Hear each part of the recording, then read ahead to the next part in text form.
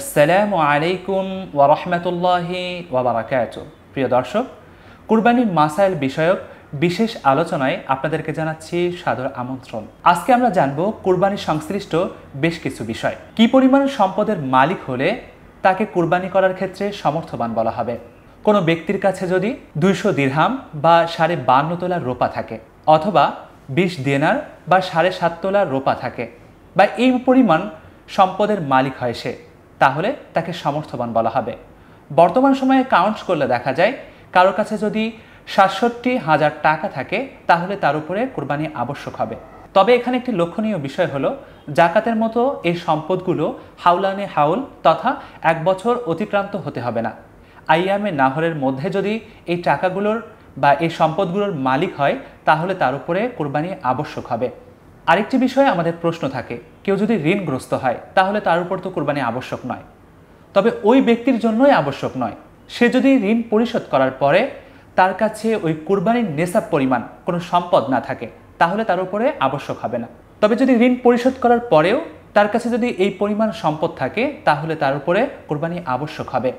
কোনো ব্যক্তি যদি নেসাব পরিমাণ সম্পদের মালিক হওয়ার শর্তেও কুরবানি না করে, তাহলে তার জন্য করণীয় কী? কোনো ব্যক্তি যদি নেসাব পরিমাণ সম্পদের মালিক হওয়ার পরেও কোরবানি না করে, তাহলে দেখতে হবে তার কাছে ওই দিনের মধ্যে কোনো পশু ক্রয় করা ছিল কিনা। যদি কোনো পশু ওই আইয়ামে নাহরের মধ্যে ক্রয়কৃত থাকে, তাহলে ওই পশুকে সদকা করে দিবে। বা যদি ওই পশু হালাক হয়ে যায়, তাহলে ওই পশুর সমমূল্য সম্পদ সদকা করে দিবে। আর যদি পশু ক্রয় করা না থাকে, পশু ধ্বংসও না হয়ে থাকে, তাহলে সেই ক্ষেত্রে তাকে অবশ্যই একটি পশুর সমমূল্য সম্পদ গরিব মিসকিনদের মাঝে সদকা করতে হবে। তাহলে তার উপরে কুরবানির বিধানটা রহিত হয়ে যাবে। আমাদের সমাজে কুরবানির পশুর দাঁত পড়েছে কিনা এর উপর ভিত্তি করে কুরবানির পশুর নির্ণয় করা হয়। এর কোনো ভিত্তি আছে কিনা, এটি অত্যন্ত গুরুত্বপূর্ণ বিষয়। অবশ্যই সেই ভিত্তি রয়েছে, কেননা রাসূলুল্লাহ সাল্লাল্লাহু আলাইহি ওয়াসাল্লাম নিজেই বলেছেন, মুসান্না দ্বারা তোমরা কুরবানি করবে, অর্থাৎ দুধের দাঁত যে পশুর পড়েছে এমন পশু ছাড়া তোমরা কুরবানি করবে না। যদিও আমাদের সমাজে এখন অসাধু ব্যবসায়ীরা নিজের পশুকে বিক্রয় করার ক্ষেত্রে পশুকে কষ্ট দিয়ে তার দাঁতকে ভেঙে দিয়ে মানুষের কাছে বিক্রয় করছে।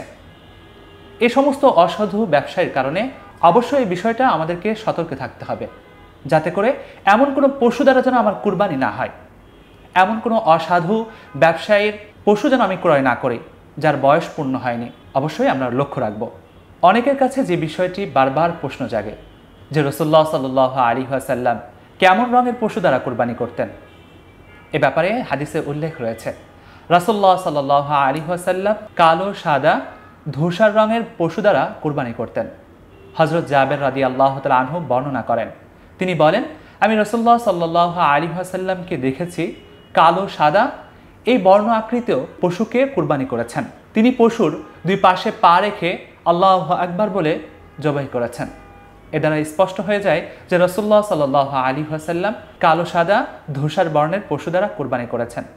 তো আমাদের শর্ত এমন নয় যে রসুল এমনটাই করেছেন বিধায় আমাদেরকে এমনটাই করতে হবে।